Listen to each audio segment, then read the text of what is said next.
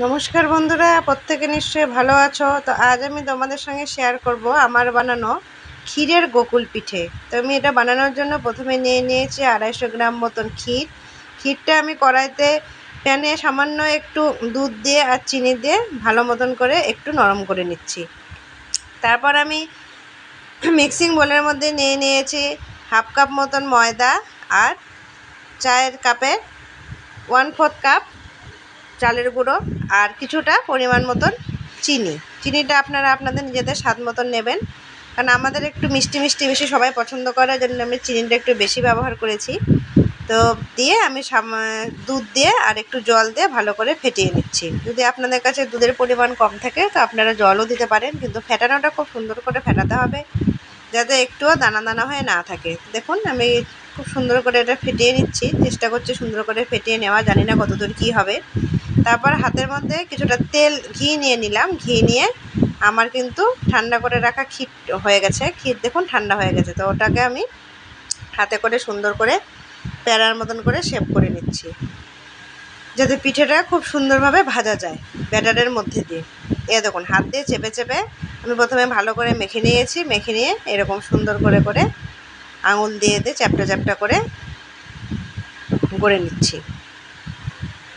দেখুন আপনারাও এরকমভাবে হাত দিয়ে কিছুটা চেপে চেপে এরকমভাবে কিন্তু তৈরি করে নিতে পারেন।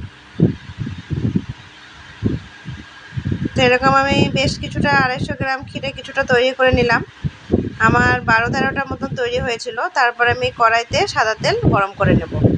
কড়াইতে সাদা তেল গরম করে নেওয়ার পরে আমি ব্যাটারের মধ্যে একটা একটা করে ক্ষীরের যে বানানো ছোটো ছোটো আপনারা দেখলেন গোল গোল করে বানিয়ে রেখেছিলাম প্যারার মতন মিষ্টি, সেটা আমি কিন্তু দিয়ে দেবো ব্যাটারের মধ্যে ভরে ভরে। এই দেখুন আমি গোকুল পিঠা কিন্তু বানাচ্ছি সাদা তেলে। আমি কিন্তু খুব বেশি গ্যাসটাকে কিন্তু বাড়াইনি, খুব অল্প আছে আমি রেখেছি গ্যাসটা।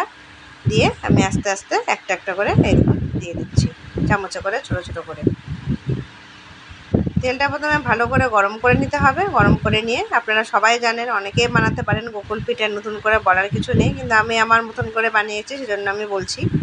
তেল বেশি গরম করে নিয়ে এবার গ্যাসটাকে আমি আস্তে করে দেবো, যাতে তেলটা বেশি ফুটে না আসে বা পিঠাটা যাতে পুড়ে না যায়। এরকমভাবে আস্তে আস্তে আমি বানিয়ে নিচ্ছি। বানিয়ে নিয়ে আমি খুব হালকাভাবে এগুলোকে ভেজে নেবো। এই দেখুন ভেজে নিচ্ছি। ভাজাটা যেন বেশি না হয়ে যায়, তাহলে কিন্তু শক্ত হয়ে যাবে। আর আমরা রসে দিই বা ক্ষীরে দিই, যেটাতেই আমরা দিই না কেন, এটা কিন্তু ভেতরে কিন্তু পৌঁছাবে না।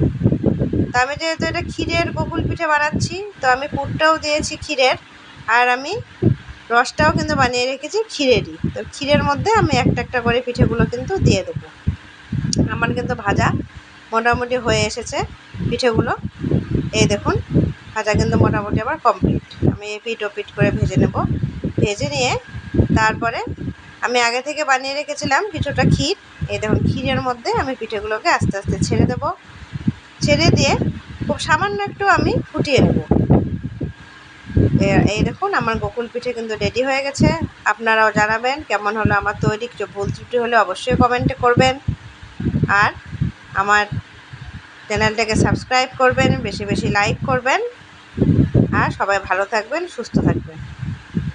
চলুন, ধন্যবাদ। আজকের দিনটা আপনাদেরও ভালো কাটুক। বাই বন্ধুরা।